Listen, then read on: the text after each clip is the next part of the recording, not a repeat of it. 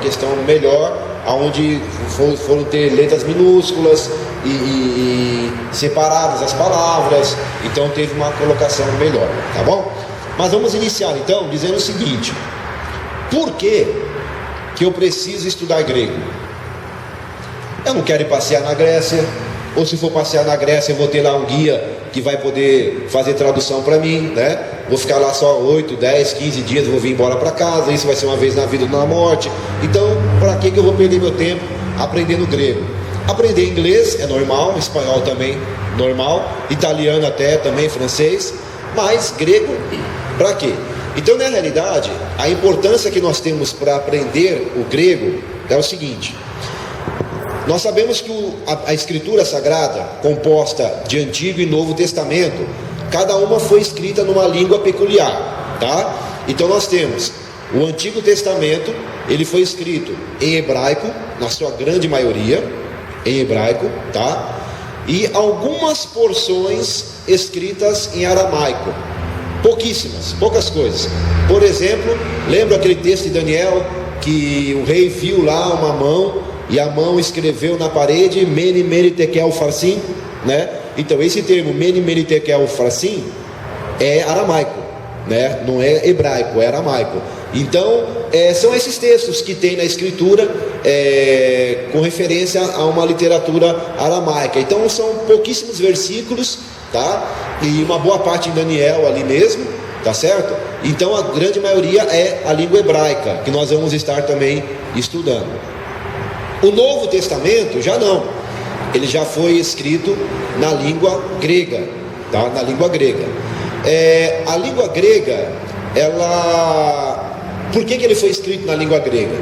Por uma questão simples, tá? Nós sabemos, vocês já ouviram falar de Alexandre o Grande, lá o general, né, que conquistou toda a Ásia, conquistou ali a parte do Egito, e foi um grande general, né, que na verdade era Alexandre III, o nome dele, né? Então esse Alexandre o Grande, ele foi um conquistador. Então ele foi conquistando as nações, conquistando os reinos.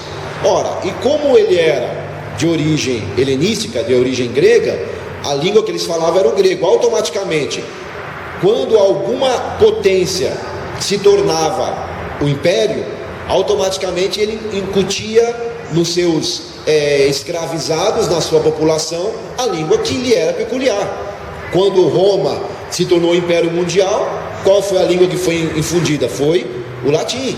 No caso, Alexandre, o grego, porque era a língua que eles falavam, tá certo? Então, como na época do Novo Testamento, quando ele foi escrito, então a língua corrente, tá certo? A língua comercial era o grego. Como os judeus falavam também o hebraico, lógico, alguns falavam aramaico também, tá certo? Falavam latim também, tá certo? Lembram quando Jesus foi crucificado?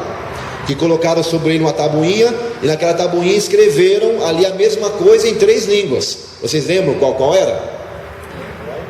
Pastor José lembra? Quais eram, pastor?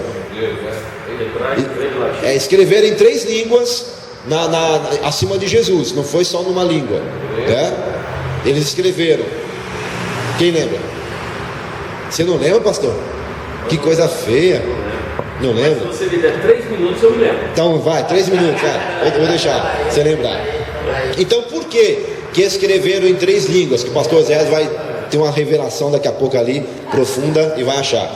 Justamente porque todo mundo, as pessoas que circulavam naquela região, falavam aquelas línguas. Eram línguas que eram comuns.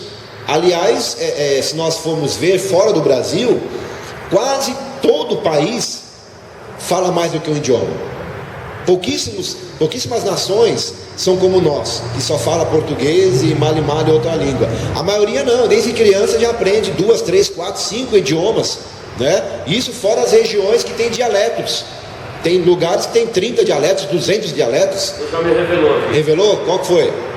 Por cima dele estava essa inscrição em letras gregas, romanas e hebraicas. Tá vendo? Grego, romano e hebraico. Hebraico dos judeus, romano do império e grego também do que tinha sobrado ali, estava no império grego, tá certo? Então, ou seja, era comum as pessoas falarem esses idiomas. E como é hoje comum, como eu falei, repetindo, na maioria das nações as pessoas falam no mínimo, para passar vergonha, 2 línguas. Para ser envergonhado, eles falam 2 línguas. E o brasileiro, infelizmente, é male o português, né? Infelizmente. Mas é assim que acontece. Então, acontece o que? O Novo Testamento ele foi escrito na língua que era a língua corrente na época. Ora, se a língua mais comum era o grego, lógico que tinha que se escrever na língua grega, tá certo? Só que tem uma pequena diferença. Posso apagar aqui? Gostar? Então guardem aí o Calisméria, tá? Então nós vamos ter uma pequena questão que é o seguinte: nós temos o grego, a língua grega, ela teve várias formações, tá? Que no caso eu não vou falar de todas elas aqui para a gente não perder tempo, tá certo? Mas lá o que interessa para nós, o que? Teve o grego chamado clássico, o grego clássico. O que era o grego clássico? Era como nós podemos falar o nosso português também. Nós temos um português clássico. Qual que é o nosso português clássico? Se você for pegar, por exemplo, e ler um livro de Camões, né? Então Camões ele vai escrever em um português clássico, uma linguagem rebuscada, um negócio bonito, um negócio, né? Mas nós temos também agora um português que nós falamos, é um português comum. Antigamente, para poder chamar uma pessoa, a pessoa era chamada de Vossa Mercê. Vossa Mercê vai vir aqui hoje, Vossa Mercê, num português mais clássico. Mas aí ele foi se popularizando, ele foi sendo, nós chamamos da lei do menor esforço, ou seja, eu quero falar a mesma coisa, mas com esforço menor. Então o que era Vossa Mercê, abreviou-se para Vós Mercê. Vós Mercê vai, Vós Mercê vem, e o Vós Mercê virou Você. E agora o pessoal fala você vai, você vem, e alguns dizem você vai lá, você vai, né? Então, ou seja, de Vossa Mercê virou você vai, você vem, não é verdade? Entenderam? Então aquele Vossa Mercê era um português clássico. O você vai, você fica, é um português popular, é um português comum. Então também na época havia um grego que era um grego clássico, chamado clássico. E aí esse grego clássico era o grego que os filósofos falavam, né? E tal. Então você vai ter depois um grego mais simplificado. Esse é o grego do Vossa Mercê. Aí teve depois um grego do você, né? Que é chamado koiné. A gente escreve assim: koiné, tá? E essa palavra koiné quer dizer comum, ou seja,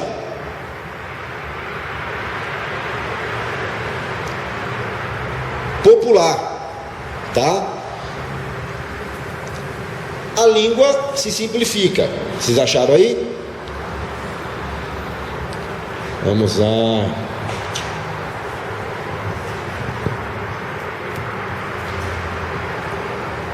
Esse grego aqui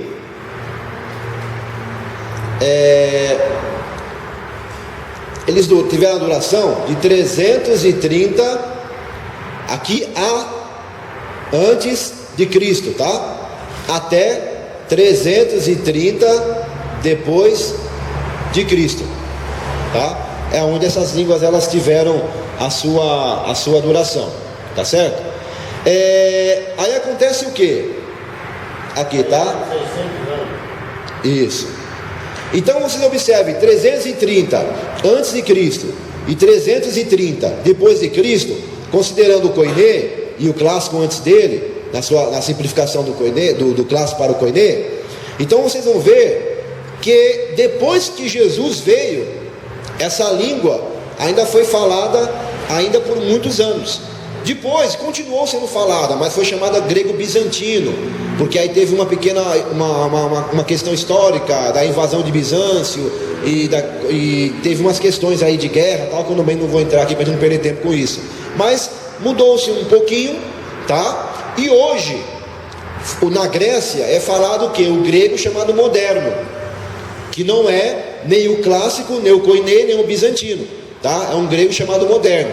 Ele é diferente? Ele é diferente, tá? Quem sabe ler no grego koiné, se pegar para ler o grego moderno, você tem que estudar o grego moderno de novo, porque você não vai conseguir pronunciar as palavras, porque a fonética é totalmente diferente. A escrita não mudou tanto, um pouco, mas não tanto, mas a questão fonética mudou em algumas questões absurdamente. Então é mais ou menos como nós temos aqui as línguas que nós chamamos línguas românicas. O que são as línguas românicas? São as línguas que são derivadas do latim. Qual língua que é derivada do latim? Alguns irmãos sabem? A irmã tem cara de professora. Não é professora? A irmã faz o quê? Comercial, não tem nada a ver. Você tem que ser professora, você tem cara de professora, né? Então, línguas românicas são as línguas que têm a sua escrita originária do latim. Latim lá de Roma, tá? Então, quais são? O italiano, o espanhol, o francês, o português, tá? Então, essas línguas, elas têm uma origem sintática, uma origem gramatical lá do latim, tá? Do latim. Então, se você pegar um pouco de uma escrita italiana e um pouco de uma escrita francesa, se você for ler alguma coisa, você vai perceber que muitas palavras lhe serão familiares. Você vai tentar começar a entender alguma coisinha lá, sem nunca ter estudado italiano ou francês ou espanhol. Por quê? Porque todas essas, com o português, elas têm a sua origem do latim, tá? E acontece o quê?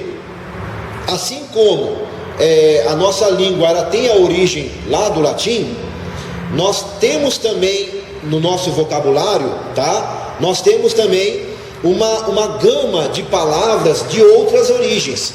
O português, ele é uma mistura de várias línguas, tá? No português nós temos palavras que são americanas, sim ou não? Muitas, né? Palavras que são americanas. Nós temos palavras de origem tupi e guarani, que era o que nós tínhamos aqui.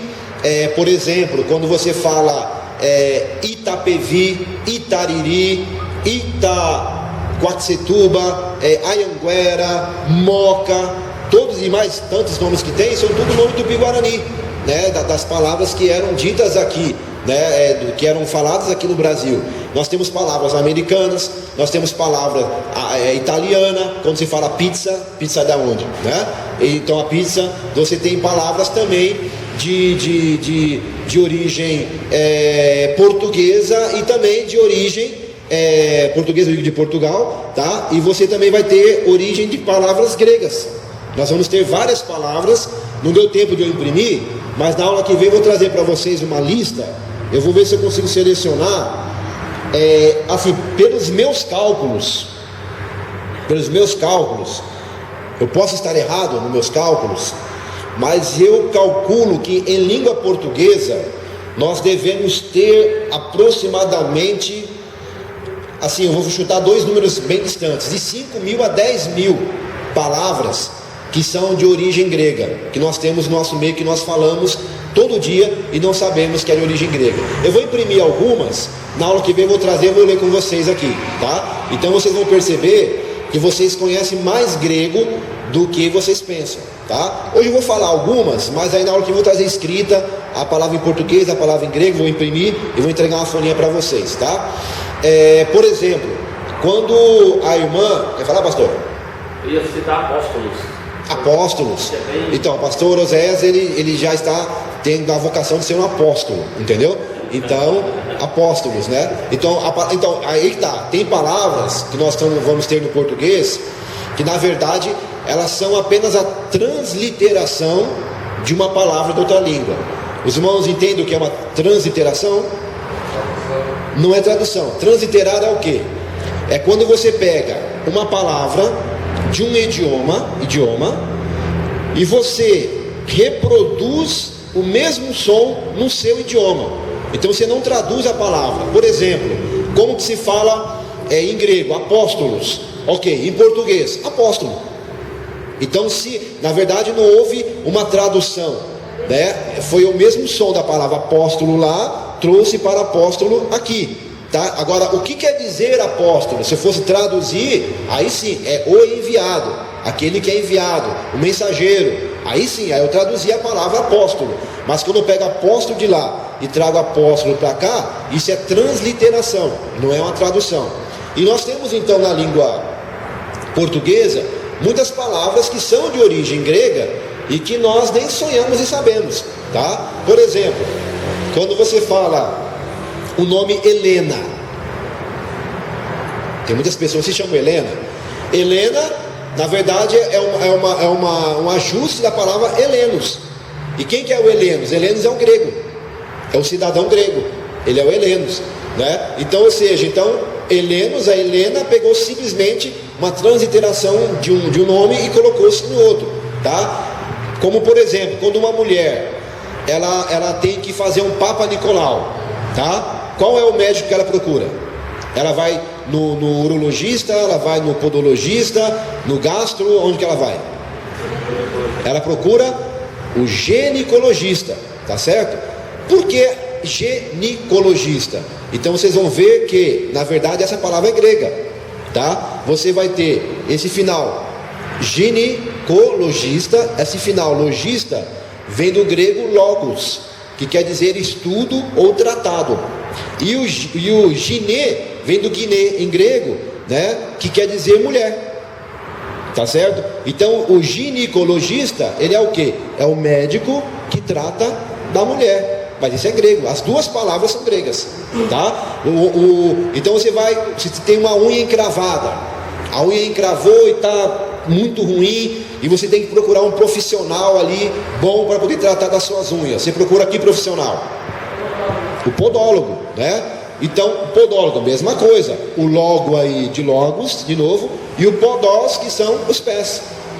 Entendeu? Então, aquele que estuda e trata dos pés, tá? Então, a ciência que estuda o homem é chamada como antropologia, não é? Antropologia. Então, ela vai vir do grego antropos, que é homem, ser humano, e logia, que no caso seria a questão do estudo, tá? O próprio estudo que vocês estão tendo aqui, como que se chama isso? Teologia. Por quê? Logia, estudo, teos, grego. Teologia, ou seja, teos, logia, ou seja, aquilo que estuda Deus, o estudo de Deus. E aqui eu poderia citar para vocês mais de cabeça assim, umas 500 palavras, tá? Que tem de origem grega, tá? Que nós temos isso, sem contar os nomes. Quando você vai no zoológico lá, então tem lá o nome do animal e tem o nome científico dele, não tem? Então, aquele nome científico dele ali geralmente é grego, tá? Aquele nome lá todo complicadinho, ali é grego. Você vai nome de medicamento, grego, tá? São grego. A própria matemática vai usar, fala o pi. A pi é igual a tal. O que é pi? Pi é a letra P em grego, entendeu? Então, ou seja, então muitas questões que nós usamos no português, na realidade são de origem grega. Então vocês vão perceber que vocês conhecem mais grego do que vocês pensavam, tá? Quando você escreve, você está fazendo uma grafia, ou tem a caligrafia, a grafia, vem do grego grafo, que grafo é eu escrevo, entendeu? Então, ou seja, grafia é justamente do grego escrever, tá? Então, depois eu vou trazer uma lista. E aí os irmãos vão perceber que se vocês só identificarem essas palavras aí, já vai ter um bocado de palavras que vocês já vão saber do português para poder assimilar do grego, tá bom? Uma outra questão que quero falar a vocês: quando nós aprendemos uma língua, nós temos várias situações, tá? Nós temos que aprender a questão da sintaxe, nós temos que aprender a questão da morfologia, nós temos que aprender as questões gramaticais. Então existe toda uma situação complexa que é importante para poder se aprender uma língua. E dentre elas, você precisa o quê? Memorizar as palavras. Você tem que adquirir um vocabulário, que é como você vai decorar para quando você bater o olho naquela palavra, saber que aquela palavra quer dizer alguma coisa, tá certo? Nós temos uma vantagem. Quando nós falamos em estudar o grego do Novo Testamento, até que eu estava dizendo por que é importante aprender grego, então é importante por quê? Porque é a língua a qual foi escrita o Novo Testamento, tá? Então, quando eu começo a aprender o Novo Testamento grego, eu estou falando em um livro, um conjunto de livros que já está fechado. Eu já ali um conjunto de palavras e pronto, não vai aumentar e não vai diminuir. Diferente de você aprender uma língua, que você vai aprendendo e nunca acaba, né? Você vai ter, é infinito na realidade. Mas como nós estamos estudando um livro já fechado, que já tem começo, meio e fim, então nós já temos um vocabulário já estabelecido. Então nós vamos ter mais ou menos uma média de 5.500 palavras, 6.000 palavras, tá? Que são utilizadas no Novo Testamento grego. Essa média, 6.000 e 5.500 que existe no Novo Testamento grego, são repetidas, são colocadas de várias flexões, de várias formas, né? Eu fui, eu voltei, né? Eu sou, eu estava, mas são a mesma palavra conjugada de forma diferente. Então uma média de 5.500 a 6.000 palavras, ok. Só que dessa quantidade de palavras, uma boa parte delas só aparece na escritura, em toda a Bíblia, menos de 10 vezes. Então é como se você tivesse que ler praticamente 160 páginas para poder achar uma palavra dessa que se repete, tá? Então elas são pouco citadas. Então você não vai achá-las com frequência no Novo Testamento. Qual é a quantidade de palavras que você vai achar com maior frequência? Vai ser uma média de 1.200 palavras. Uma média de 1.200 palavras que são constantemente repetidas, que são muito utilizadas. E são essas palavras que nós temos que nos esforçar para poder ter um conhecimento, tá? Por quê? Porque você tendo noção dessas 1.200 já vai bastar para você ter uma boa noção do texto. As outras, quando aparecer, aí procura ali um dicionário e consegue resolver ali o problema, tá certo? Então tem essa questão também que eu quero falar a vocês que é muito importante. Então nós temos aí uma média de 1.200 palavras que nós deveríamos ter um conhecimento. É pouca? Não é pouca, é bastante, é muita na verdade, né? É palavra que não acaba mais, tá? Mas nós temos uma outra questão também. Veja bem, irmãos, o nosso curso aqui, ele na verdade é um curso introdutório, né? É um curso onde vocês vão ter uma noção do grego bíblico. Pastor, quantas aulas são mesmo? São de grego? 8 horas aulas, 4 encontros. São 4 encontros desse aqui, tá? Então são 8 horas aulas. Então nós temos um espaço de tempo curto, tá? É curto. Por exemplo, quando eu não vou... amém. Quando eu estudei grego, quer dizer, não estudei, eu estudo, a gente não para nunca de estudar, tá? Sempre não pode parar, né? Se parar a gente esquece. Português, quando a pessoa vai a outro país e fica muito tempo, ela esquece a língua materna dela, imagina a língua estrangeira. Então a gente tem que estar estudando sempre, senão a gente acaba esquecendo também. E nós temos uma desvantagem, que o grego nós não aprendemos para conversar, né? A gente não vai ficar batendo papo, conversando. Então a ideia nossa é o quê? É você fazer leitura, tradução e interpretação de texto, tá? Leitura, tradução e interpretação de texto. Então nós não vamos ficar conversando bom dia, boa tarde, boa noite, como que vai, me dá um copo com água, isso aí não. Isso aí a pessoa vai aprendendo um grego moderno. Nosso objetivo é o grego bíblico, né? Nós queremos estudar a Bíblia, né? Não é para bater papo, né? Então o grego que nós vamos aprender aqui não vai servir no ano que vem, se vocês forem lá para a Grécia, não vai servir de muita coisa lá não, tá? Então é melhor você falar inglês mesmo, você vai se virar melhor, tá bom? Então isso aqui é para nós estudarmos a Escritura, tá? Então o que acontece? Então nós vamos ter uma noção do grego bíblico, né? Ter uma percepção de como essa língua funciona, tá? Uma introdução E aí vocês vão poder prosseguir os estudos, tá certo? Ou tanto estudando numa sala de aula que ministra um curso que possa ser feito com maior duração. Quando eu estudei, como eu estava dizendo, nós fizemos um curso inicial de 1 ano e meio, né? De 1 ano e meio, todas as semanas, uma carga horária por semana, tá certo? E muito puxado. E mesmo assim, depois que a gente terminou, né, tivemos que continuar ainda estudando e não parou até hoje, né? Isso já faz aí 20 anos atrás e não para de estudar. Por quê? 20? Foi em 96, nós estamos que ano agora? 20 anos, né? Caramba, tô ficando velho, hein? Meu Deus do céu, né? 20 anos já se passaram. 20 anos. Oi? Quando você casou? 20 anos, tô ficando velho. Quando você casou, tava me formando, tá vendo? Tô antigo. Então, ou seja, então em 8 horas aula, a gente não vai aprender grego. Então, vocês não vão sair daqui abrindo o Novo Testamento e lendo. Não, lógico, é impossível. Nenhuma língua você aprende assim. Mas você vai ter uma noção. Você vai ter uma noção de como funciona, de como que é o processo. E isso pode ajudar você a quê? A você procurar um texto em um dicionário, procurar em um léxico, para você fazer uma análise em casa de um texto que você está estudando, que você quer preparar uma mensagem, uma pregação. Então já te dá um norte de como começar a fazer esse trabalho, tá bom? Uma outra questão é o seguinte, depois pegar uma listinha, a irmã tem cara de professora para me ajudar, e todos os irmãos puderem marcar o seu nome e o seu WhatsApp, tá? Numa lista, aí eu vou formar um grupo, tá? De vocês, e eu vou mandar os materiais para vocês lá via WhatsApp, tá ok? Tá? A irmã pode ver isso para mim? Tá? E aí eu mando para vocês os livros que são interessantes se vocês comprarem. Eu mando lá para vocês a foto do livro, o nome do autor, valor não sei se eu vou achar, mas se não achar, mas não são muito caros, né? Os livros eles variam muito, de 30, 40, 50 reais. Tem coleções que são um pouco mais caras, 150, 200, mas aí vai de acordo com o bolso, com o que cada um quiser, tá bom? Eu passo para vocês a foto que fica melhor, para vocês poderem procurar e adquirir esses livros, tá ok? Por enquanto, essa introdução. Alguém quer fazer alguma pergunta? Não, né? Então tá bom.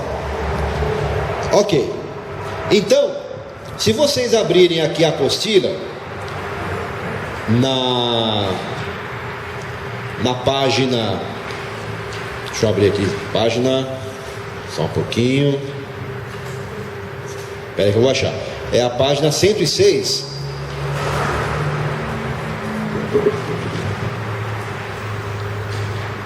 página 106, tem aqui, nós vamos ter aqui o alfabeto em grego. Também tem essa palavra. Nós falamos o alfabeto, né? E o que é o alfabeto? É o alfa e o beta, que é a primeira e a segunda letra do grego, tá ok? Deixa eu abrir aqui uma Bíblia aqui em grego. Vou ler um textozinho aqui para os irmãos, só para vocês verem como que é a língua. Só que o celular é tão pequenininho. Deixa eu ver se eu abro aqui. Deixa eu achar um texto aqui qualquer.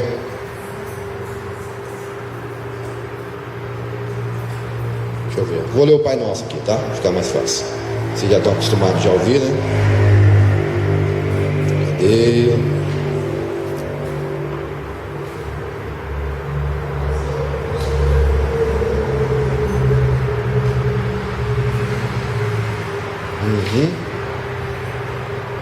Só tem que enxergar. Na Bíblia fica pequenininho, né? Letra pequena.